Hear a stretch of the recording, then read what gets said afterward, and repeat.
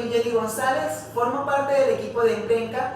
Hoy estamos entrevistando al economista Esteban Di Micheli, el cual dirige Industria Esquel desde hace 15 años. Esta empresa cuenta con 67 años en el mercado y da empleo a más de 100 personas. Bienvenido, economista. Gracias, Jenny. Gracias por la invitación. Quisiéramos saber la visión que tiene Industria Esquel en estos tiempos. ¿Es una visión sobre innovar o sobre soportar la situación, sobre mantenerse? Bueno, la visión que tenemos es realmente de innovar, porque hay que hacer cosas diferentes en estos tiempos tan fuertes que estamos viviendo en el país, en Venezuela, y que además a nivel mundial hay una crisis por el tema económico generado por la pandemia, que nos ha hecho reinventarnos para poder sobrevivir. Y aquel criterio de mantenernos en otras crisis en este momento es más bien reinventarse y generar actividades nuevas que te puedan sumar mayor, digamos en este caso una empresa de fabricación de alimentos, mayor venta, mayor presencia en el mercado, porque de lo contrario pues el mercado evidentemente está bastante contraído y hay una tendencia hacia la baja, aunque pues, claro, gracias a la innovación, a los productos nuevos y a nuevas presentaciones, pues hemos logrado pues, mantenernos. Cosa que en este momento, si bien no es suficiente, es por lo menos algo que te indica que vamos en buen camino. Sí, definitivamente ustedes están en pro de la innovación, ya que podemos ver que están introduciendo productos nuevos en el mercado. Sí, así es. Tenemos este año 2 productos nuevos y otras presentaciones nuevas de los mismos productos, y siempre pues dando una calidad nutricional mejor al consumidor de la que está acostumbrado normalmente a adquirir, y esa es nuestra gran diferenciación en los productos. Perfecto. ¿Cómo apoya Industria Esquel a la comunidad y a los empleados en estos tiempos? Bien, lo primero es los precios solidarios. Realmente hay una competencia de precios no muy leal en este momento, sobre todo en harinas, porque hay muchas marcas, vamos a decirlo, extrañas, nuevas, con unos precios que, pues la verdad es que pareciera que hay un mercado distinto al que estamos manejando en nuestro país. Sin embargo, nosotros manteniendo una calidad óptima y el tema del libre de gluten para nuestros productos nos ha hecho posicionarnos en un target en el que el consumidor que requiere ese tipo de productos no tiene que gastar una cantidad adicional, porque normalmente son muy caros, y nosotros pues podemos darlos a un precio accesible, y evidentemente hemos tenido una buena receptividad del mercado. Okay. ¿Qué piensas sobre todas las personas que agradecen a Industria Esquel por facilitarle alimentos nutricionales a un precio accesible, especialmente esas personas que necesitan los alimentos libres de gluten? Bueno, me estaba adelantando un poco a esa pregunta, en la anterior, cuando veo que no es necesario que una persona que sea, por ejemplo, un celíaco o un cliente o un consumidor que necesita un producto libre de gluten, tener que recargarle al precio una cantidad adicional o hacer un producto especial. Más bien al contrario, muchas personas que ni siquiera son intolerantes al gluten pues pueden consumir nuestros productos sin tener que esperar que más adelante una necesidad les obligue. Si creemos que estamos en un proceso en el que las variables de costo y la accesibilidad al mercado nacional pues nos ha convertido en una solución, en una alternativa para ese mercado. ¿Considera que la situación actual que vive el país y que vive el mundo es una oportunidad o una amenaza para los empresarios? Mira, hay dos puntos de vista. La oportunidad es porque cuando te reinventas y ves ahora qué necesita el nuevo consumidor o el nuevo mercado, entonces generas ideas y puedes hacer proyectos nuevos que no venías haciendo o enfocar tu mercado hacia otro target. Esa es una oportunidad. Evidentemente la amenaza existe por el tema de la reducción del mercado, porque hay restricciones muy fuertes sobre todo en Venezuela, en materia de combustible, energía, servicios, y evidentemente falta de seguridad jurídica, lo que no te maneja en un ambiente nada cómodo y lógicamente se transforma en una amenaza. no depende de empresario, por muy exitoso que sea, no puede programar cómo surtirse de combustible o cómo surtirse de energía eléctrica. Entonces hay que sopesar que entre la oportunidad y la amenaza, la empresa en cada una debe tener siempre un plan de manejo de esta situación. Mantener una plantilla superior a 100 empleados es algo admirable en esta situación. Es más, creo que ha superado los años anteriores el personal que ustedes tenían. ¿Cómo hace con qué criterio selecciona el personal para que sea profesional en las áreas que necesita? Bueno, en primer lugar hay un departamento que luego de hacer una preselección se hace una entrevista, pero la entrevista lo más importante es que la persona demuestre el manejo, demuestre la proactividad, demuestre el deseo, el que lo haya hecho antes y lo haya podido solucionar. Si la persona en su entrevista demuestra que ha solucionado en diferentes trabajos anteriores o estudios problemas que nos interesa que solucionen aquí, esa persona nos conviene contratarla. Y de lo contrario, hay cargos que son muy básicos y no requieren personas con experiencia, pues también se les puede dar la oportunidad, pero siempre es interesante el valor como persona, que es tan importante y hasta más importante que el valor que tengas como profesional.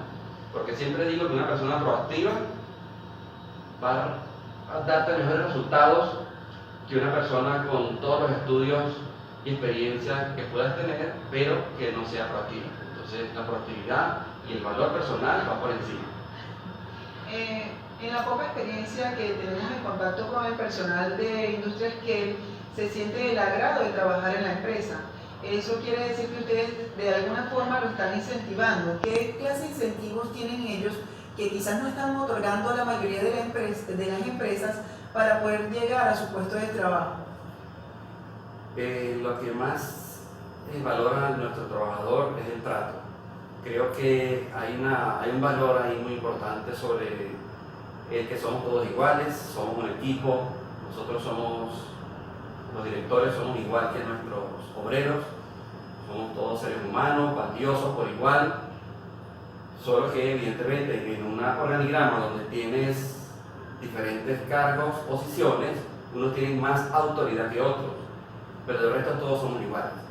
Por otro lado, el esquema o la política salarial se complementa con productos que fabricamos y que son parte del paquete económico, y que eso ayuda pues, bastante en este momento de que los salarios están tan decaídos, tan reprimidos, ayuda bastante a que nuestros trabajadores se sientan pues, en su mayoría muy agradecidos con lo que estamos en este momento ofertando. También tengo entendido que los apoyan con el transporte.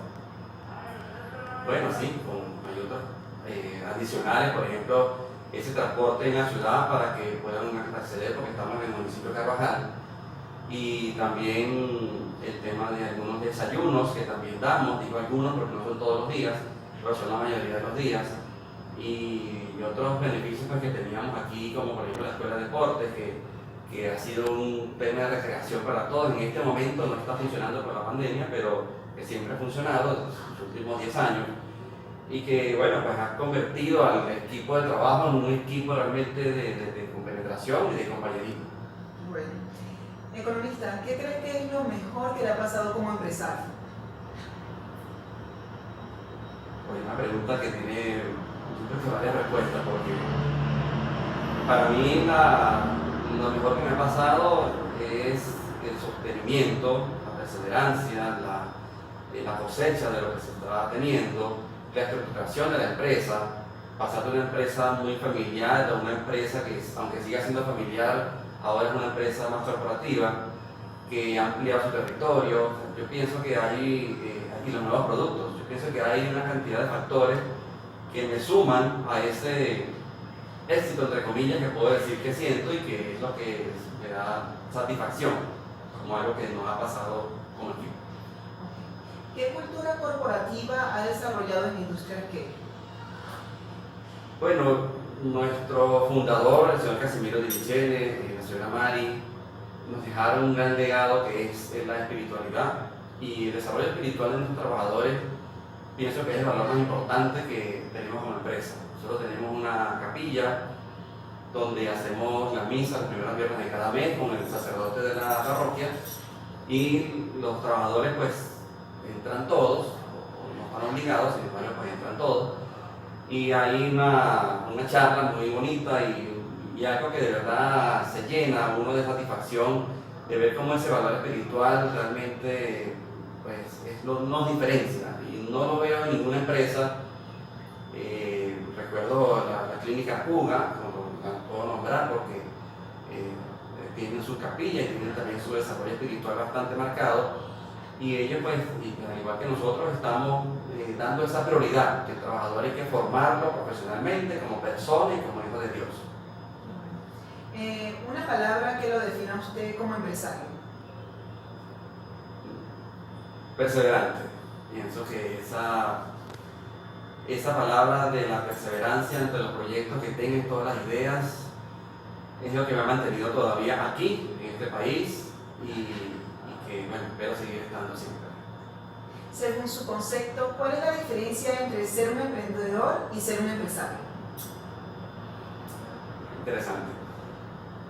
El emprendedor termina siendo empresario, aunque siempre he dicho que el emprendedor puede ser no todo el que monta un negocio con un capital, sino también se puede ser emprendedor siendo, por ejemplo, enfermero o enfermera, siendo maestro de escuela, siendo tantos cargos, digamos, necesarios en nuestra sociedad, pero que cuando tú los haces desde la pasión y queriendo mejorar cómo se viene haciendo y queriendo maximizar los resultados, entonces te conviertes en un emprendedor. Yo pienso que la maestra de mi hija de primer grado fue una emprendedora cuando lo quiso hacer excelente, cuando sobresalió sobre los demás. Pero también mis amigos empresarios que empezaron de la nada se convirtieron en empresarios porque fueron emprendedores. Pero también hay otro problema, cuando, por ejemplo, el dueño de una empresa tipo farmacia, vamos a decirlo así, fuiste emprendedor cuando la fundaste, cuando la creaste, cuando por fin compraste el local y lograste tener tu buena farmacia. Pero si te quedaste ahí y pasan los años, entonces ya el emprendimiento pasó a un segundo plano y te mantienes como empresario, que sigue siendo, pero el emprendedor ya no se ve, sigue siendo en la misma farmacia. Pero cuando creces y cuando das más servicio y cuando aumentas tu alcance a la comunidad, ahí es cuando sigues siendo emprendedor. Eso quiere decir que lo relacionas directamente con el liderazgo, con el empoderamiento. Así es. Ok. Según su opinión, ¿los jóvenes venezolanos deberían emigrar o emprender? Sin duda deberían emprender. El joven venezolano que emigra puede tener razones muy básicas, muy técnicas, por ejemplo, ir a estudiar. Lo puedo decir hasta por mi hijo está estudiando, va a comenzar apenas a estudiar afuera, en una universidad, y sin embargo no critico el que se vaya, lo aplaudo porque el que se vaya va a pasar un trabajo muy fuerte y una situación bastante difícil fuera de su familia, fuera de la gente que conoce, en todas las adversidades, durmiendo mal, comiendo mal, pero en fin, está haciendo un gran aporte a su familia que lo necesita.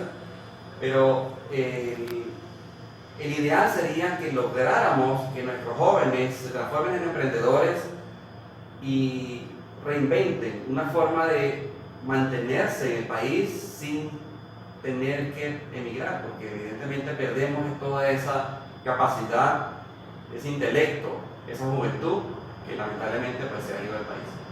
¿Qué mensaje le darías a las personas que están iniciando apenas en el mundo del emprendimiento? Bueno, la más de las veces, según las estadísticas, es que todo emprendedor pasa por una situación bastante fuerte cuando está comenzando. Y las estadísticas dicen que la mayoría, más de un 80%, lo leí no hace mucho, terminan cerrando su emprendimiento. O sea, son muchas las empresas que se registran en el registro mercantil, por ejemplo, Y muchas de las personas que agarran un pequeño capital y comienzan a producir algo sin todavía haberlo formalizado y terminan dejándolo. Y son apenas un 10% los que terminan con ese proyecto y lo transforman en una empresa estable y sólida. Entonces, ¿qué tenemos que ver? Para un emprendimiento de cualquier tipo hay que asesorarse, hay que ver más allá, hay que buscar un equipo multidisciplinario que te oriente y pasos firmes, ser perseverante.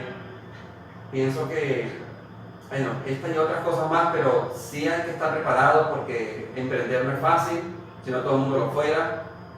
Y evidentemente la experiencia mundial es que son muy pocos los emprendedores, muy pocos los empresarios, y la mayoría de las personas pues buscan un trabajo estable donde les paguen un salario, porque el espíritu emprendedor pues no lo tienen realmente, pues si lo tienen pues les da miedo salir al mercado a arriesgarse. Hablando un poco más sobre usted como persona, ¿qué es lo que le motiva a continuar, a seguir adelante? Mira, mientras más necesidad veo en la sociedad, más me motiva a quedarme y a seguir adelante.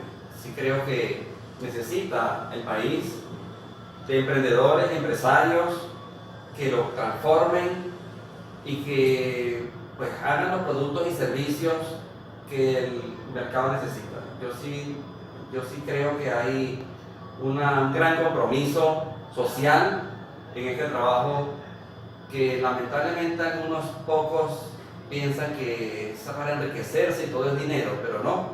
La satisfacción de ver muchas familias manteniéndose contentas con el trabajo que uno les puede brindar, más los clientes que también pues tienen sus ganancias con los productos que venden, y así toda la economía secundaria que produce el transporte, el servicio, el proveedor de diferentes cosas. Todo eso es una gran satisfacción y entiendo que estamos en ese mundo de generar ese movimiento empresarial y desarrollo económico que se requiere. Si tuvieras que enumerar los principios fundamentales que debe tener un empresario y que tú consideras que lo posees, ¿cuáles serían? Bueno, uno es la perseverancia, que lo explicaba, la responsabilidad. Hay que tener un valor, pues, que también hablaba de la espiritualidad, de que primero es Dios, que todo gracias a Dios. También tenemos que entender que el sentido de responsabilidad y de ética que deberíamos manejar como empresarios no lo debemos perder nunca. Nunca debemos aprovecharnos de una escasez para subir precios, no debemos nunca de caer en tentaciones de negocios ilícitos. Todo se puede ser lícito y ser exitoso. Quiere decir que el emprendedor, pues, entre tantos valores que puedes colocar, los valores en la vida más importantes, hay que tener siempre en cuenta que Dios te está mirando y que nunca manches pues, tu camino porque te coloques a hacer las cosas como no es lo debido. ¿Podría darnos su definición de éxito? ¿Qué es el éxito para usted?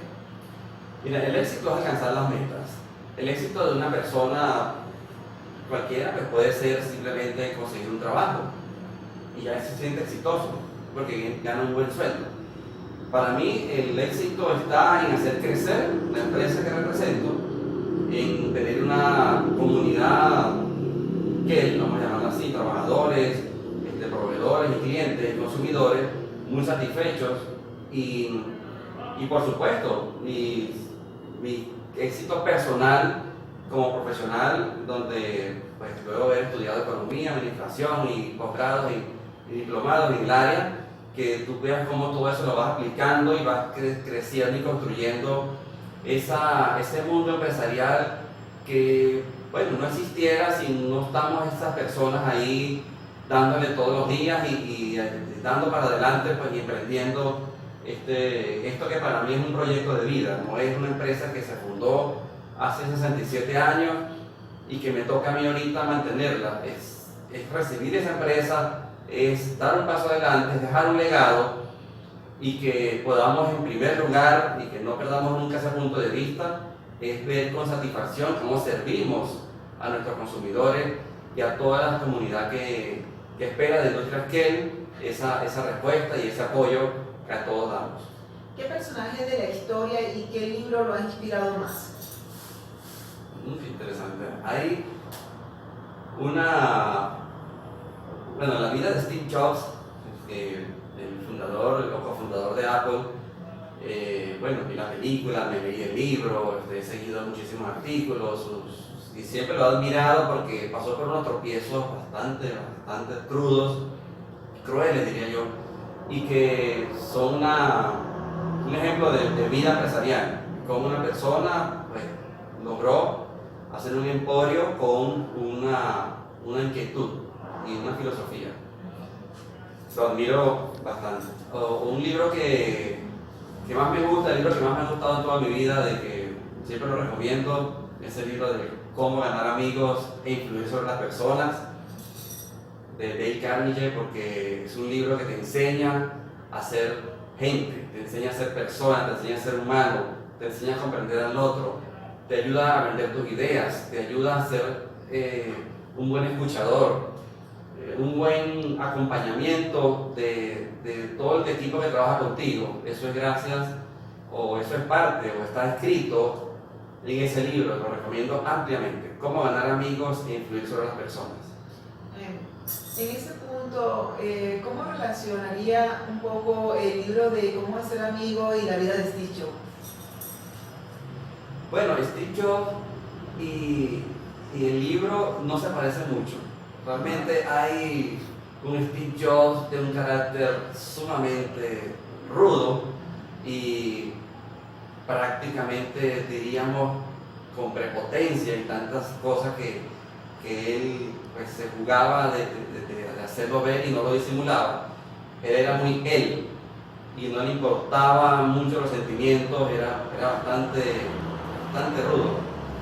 Admiro es su capacidad empresarial y esa parte personal, pues no quiere decir que una persona por ser de ese carácter no pueda crecer. Evidentemente lo hizo y seguramente fue mucho más asertivo en esas decisiones que tuvo que tomar en cada momento, por lo que sí siento que el empresario debe mejorar su imagen como jefe o líder ante sus empleados, porque no cuesta nada ser severo, ser estricto, pero a la vez ser comprensivo, porque el empleado necesita siempre un guía, un líder, y no necesita tanto ese jefe que lo mande y sumisamente hay que obedecer. Ahí es donde está la diferencia. Pienso que Steve Jobs lo hizo a su estilo. Eran también otras épocas, eran unos años. En este momento nuestro trabajador es más hacia el desarrollo de cómo evolucionó la humanidad en los últimos 70 años, en el que todos esperamos una mayor consideración, un mayor respeto a los derechos humanos y por lo tanto un buen trato que todos nos merecemos. Partiendo de la idea de que no todo es trabajo, ¿cómo el economista Esteban Dimicheli maneja su tiempo libre? ¿Cuáles son sus hobbies? Bueno, uno de mis primeros hobbies es leer. Me encanta tener un libro en la mano. Me gusta hacer ejercicio. Si no puedo hacer deporte ahorita, nunca he tenido un gimnasio en mi casa porque no soy tan fanático tampoco de un gimnasio. Me gusta más el deporte. Pero tuve que terminar llevándome unas pequeñas pesas a mi casa para hacer algo, porque si no me estaba sintiendo mal. Pero sí me gusta la recreación, el deporte, como por ejemplo voleibol, tenis, natación, trotar, subir montañas, todas esas cosas que me llenan. Comparto con mi familia, pues cuando están mis hijos en casa, sobre todo, hay una gran conexión y bueno, disfruté muchísimo. Mis hijos pequeños ya están grandes, pero igual lo puedo decir que dediqué muchísimas horas con mis hijos a jugar con ellos, a hacer tareas con ellos, eso me encanta. En este momento pues estoy sintiendo que mi tendencia ha sido más hacia el teletrabajo, cosa que bueno, ya no soy de tanto tiempo libre, pero sí, pues, a disfrutar un poco más de esa vida personal con mi esposa y que la situación pues, nos está llevando a disfrutar de una forma diferente, pero que lógicamente siempre está esa relación familiar como primera opción.